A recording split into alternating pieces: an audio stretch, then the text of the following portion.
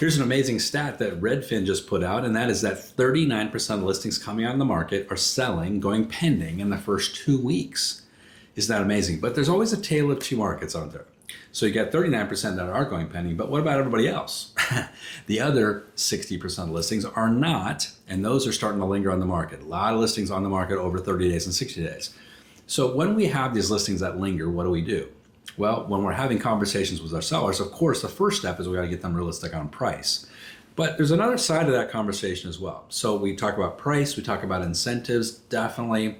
We want to have those conversations. 40% of the market right now, people on the market have included some price reduction or incentive already.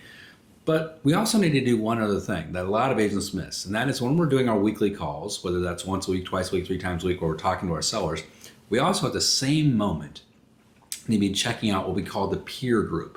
What's the peer group? The peer group is the 5, 10, 20 other listings that are similar to yours. So you got this listing, you took it, and you got a peer group of people that are also on the market at the same time.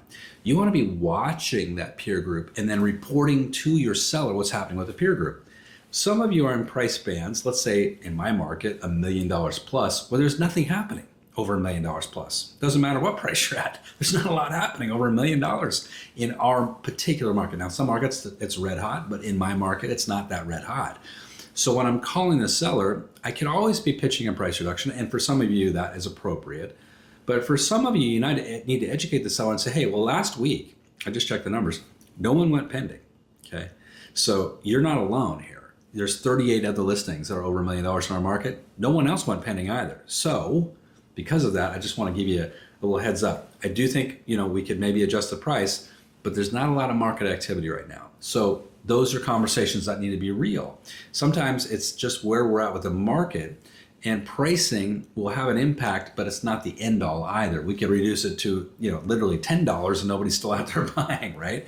So we got to make sure that we don't just fall into that trap of it's always price, because it also could just be market conditions and exactly the right timing. So we need to be educating the seller on both sides of the fence. I'm an advocate always of looking at price, but we also got to be realistic on market conditions. So talk about both when you're having those conversations with your sellers.